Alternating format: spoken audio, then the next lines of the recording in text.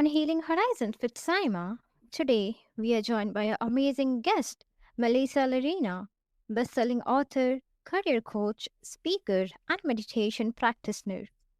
She has worked with high achievers worldwide and now helps working parents and professionals balance ambition with mental health and stress with imagination. And tonight's conversation is about reclaiming balance, purpose, and play in a world that really rarely slows down.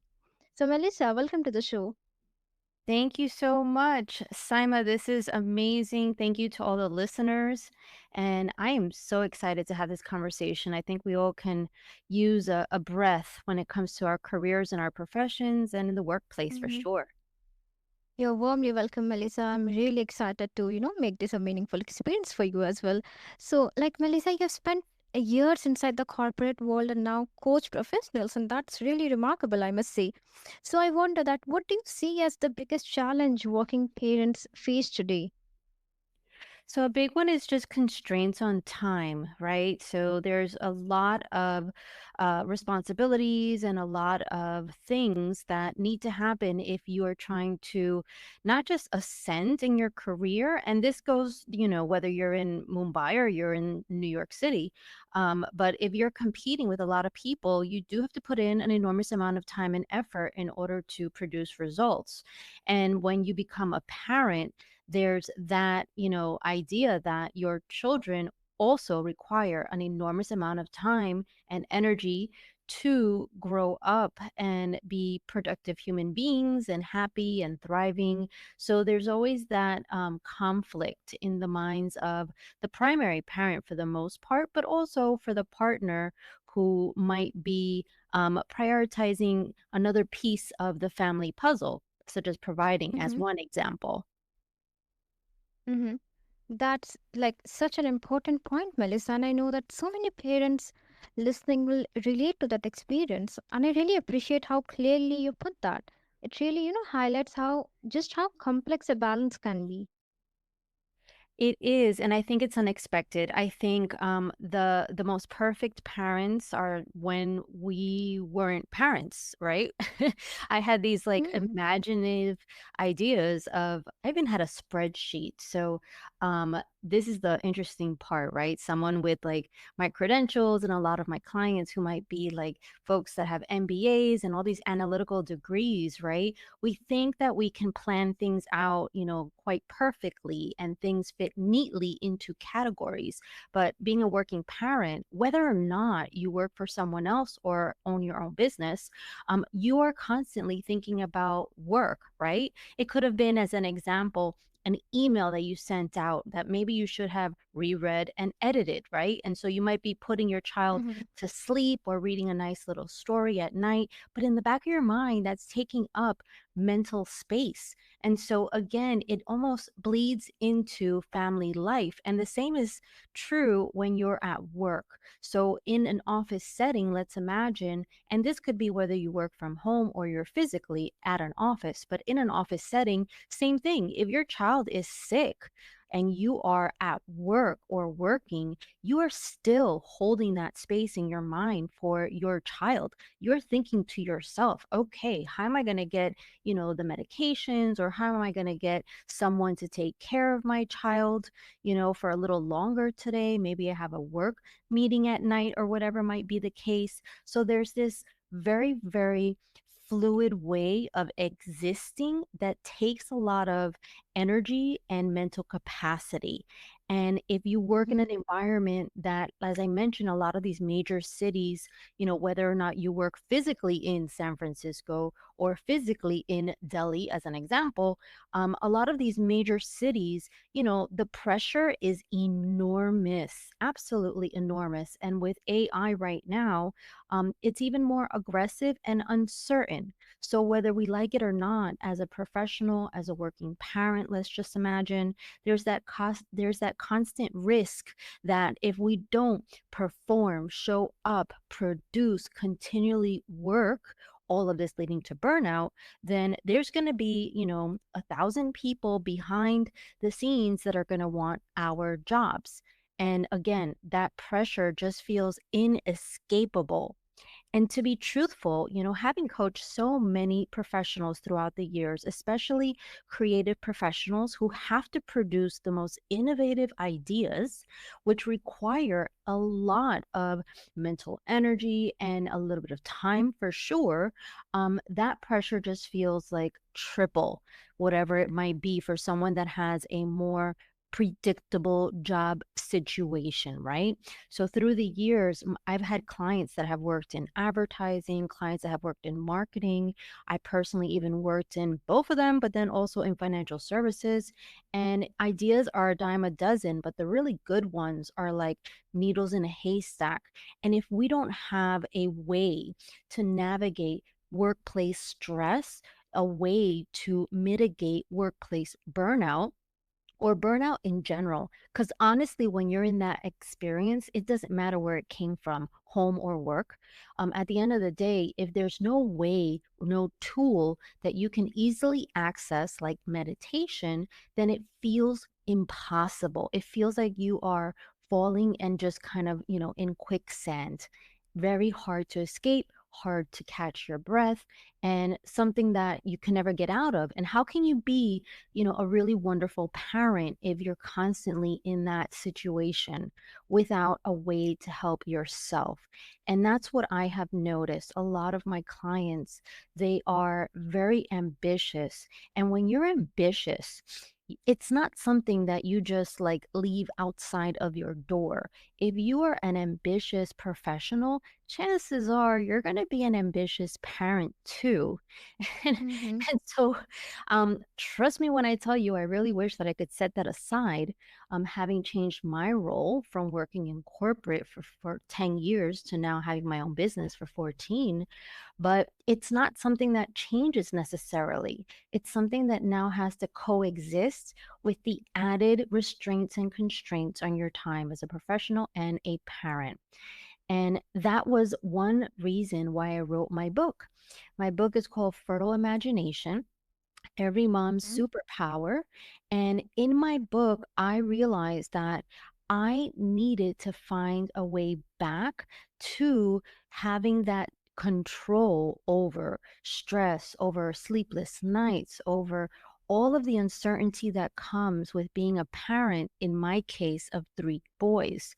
So for me, I felt that I lost my connection to my best ideas, my most vivid, you know, um, ideas in terms of for my life and for my business when I became a mom. So when I wrote the book, it was my quest to reawaken my imagination so that I can work in a more exciting way, as opposed to feeling like I was dragging myself to come up with great ideas for my business and my life, as opposed Mm-hmm. to feeling like I just didn't have the time or capacity to, have that moment of stillness, which is essential to then have your ideas bubble up in your mind's eye, right? That you can execute and take into the world.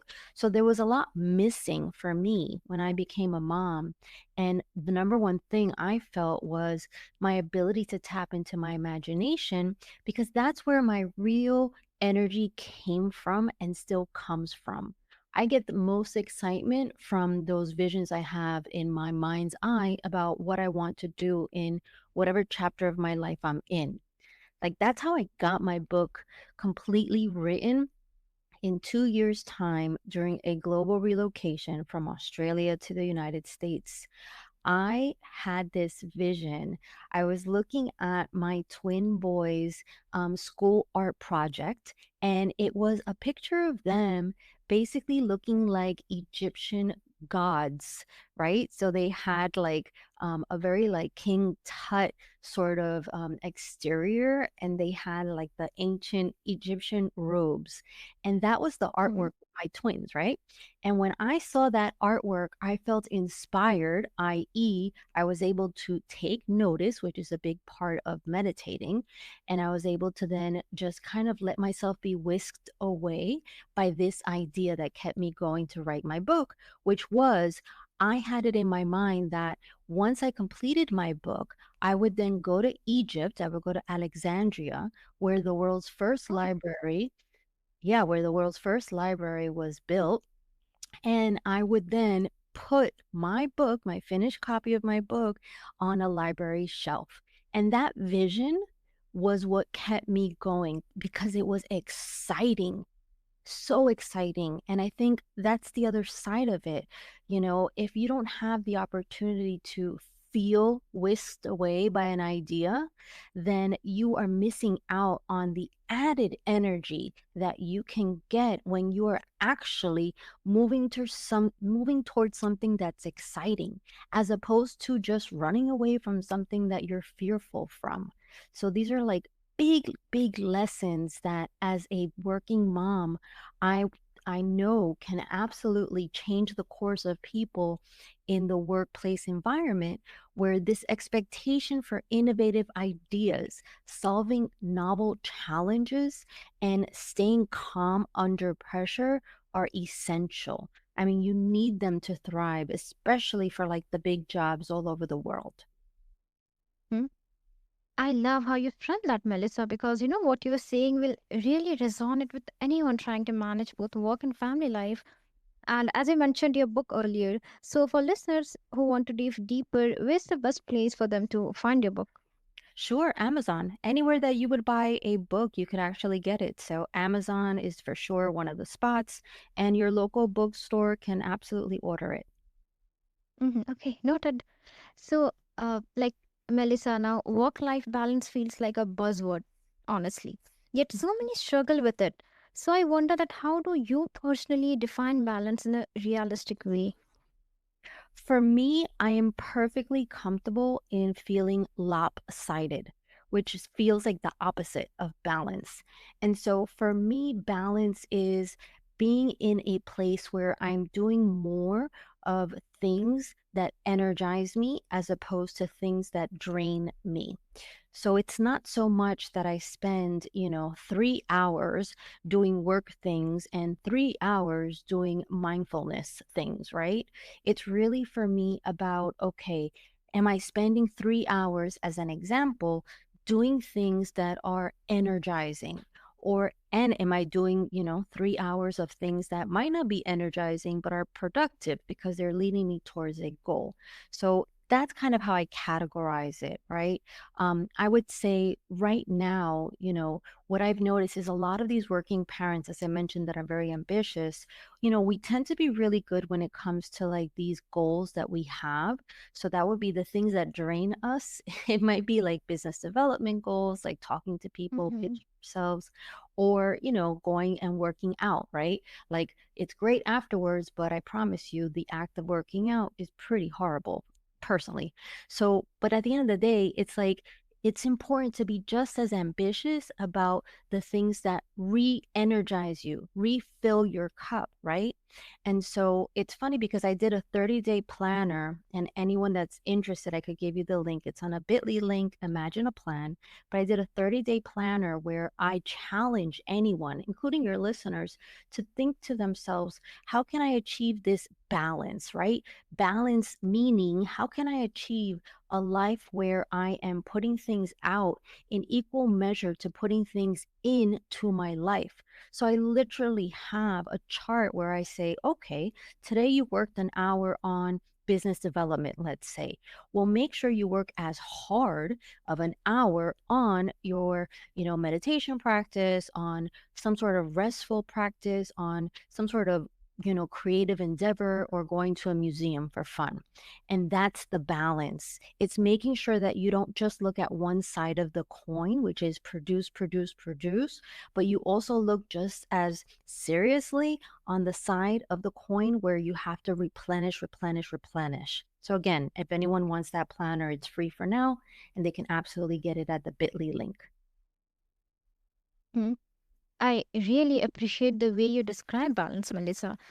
So often we think of it as this rigid split between work and home, but the way you frame it, it's like focusing on what energizes us feels us much more realistic and freeing. And it's less about chasing perfection and more about leaning into the activities, like you said, people and practices that refill our energy. And I think that reminder is powerful for anyone who feels stretched thin, because it gives permission to prioritize what truly sustains us.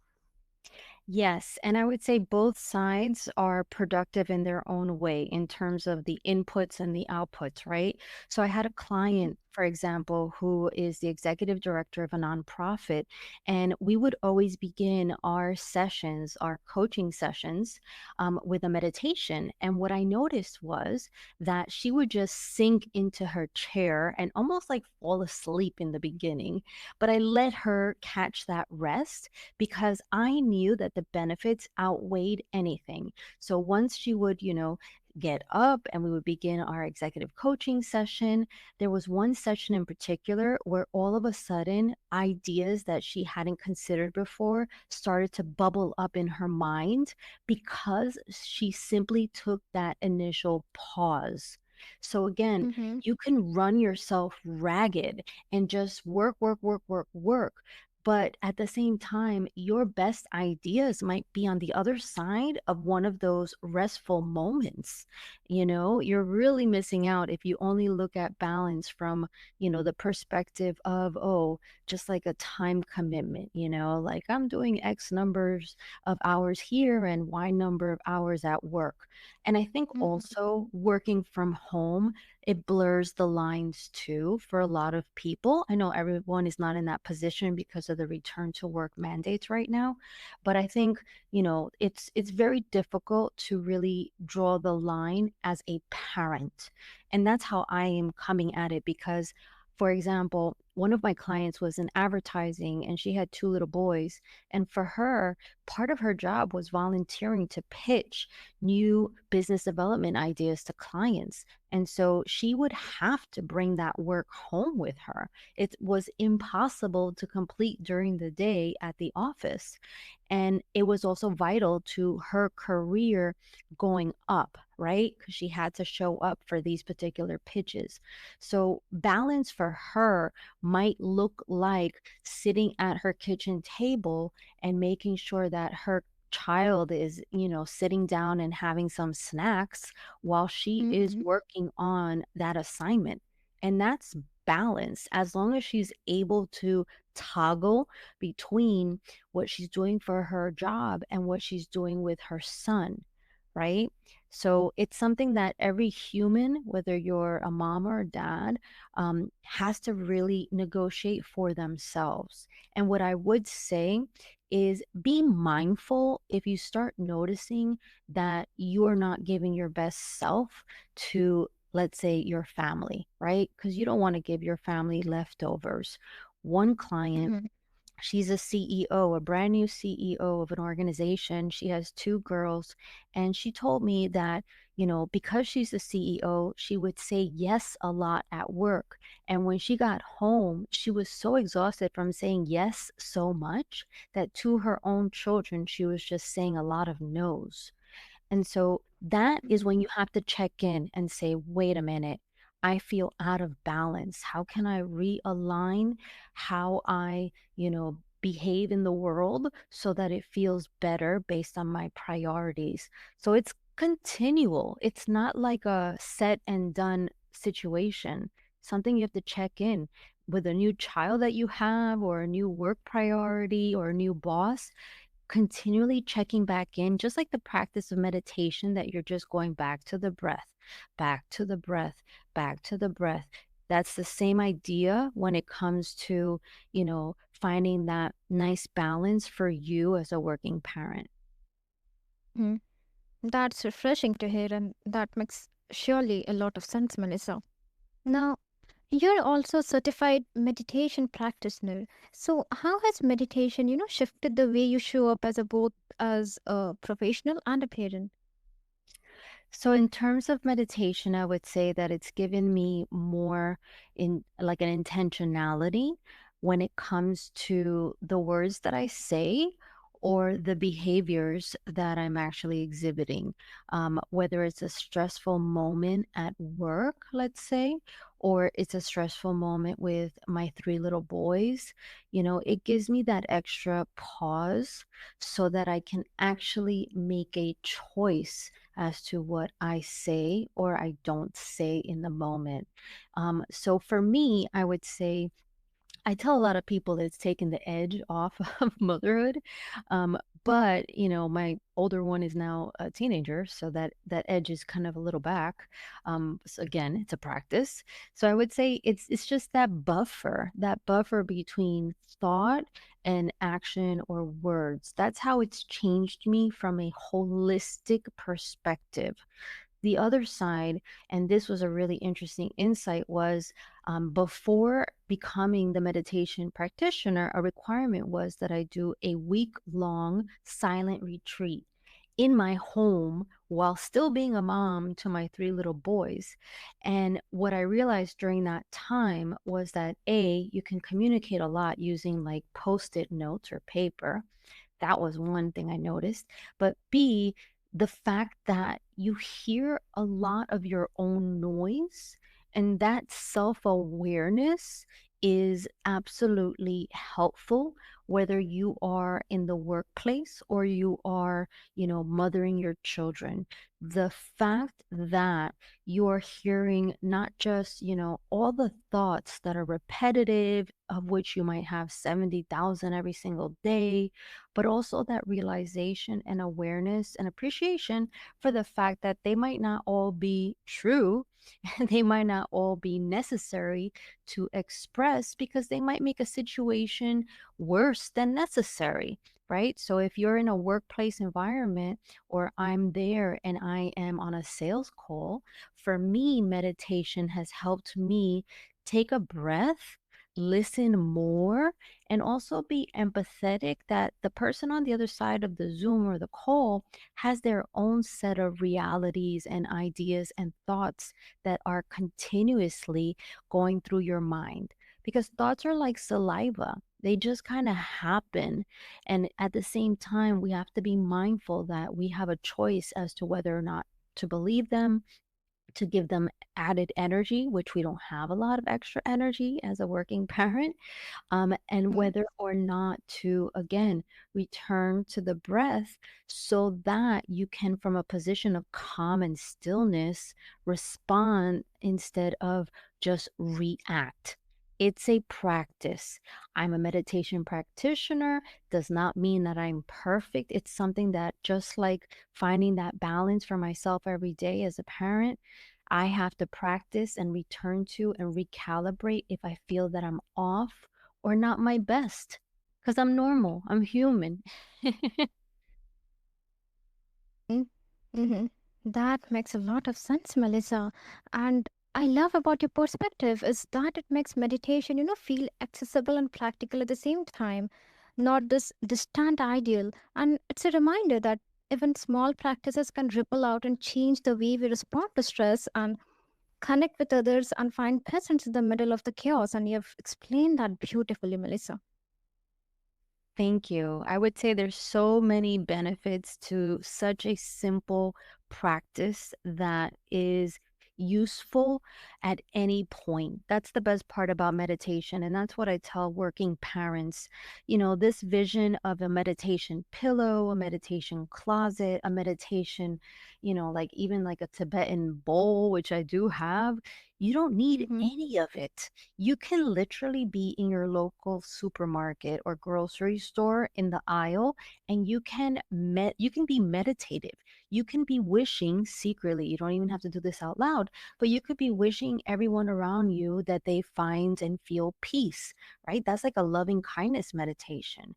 And I've done that at supermarkets myself, and that can be meditative because there's certain things like being in traffic and cars, that put us on edge and leave us feeling very frazzled, that if we just take a moment to take a breath and pay attention to what's around us, like the wind on our skin or whatever, that could really help calm us and make us safer too at this, feel safer. I'm not suggesting close your eyes while you're driving. I'm just saying take that breath as part of your practice.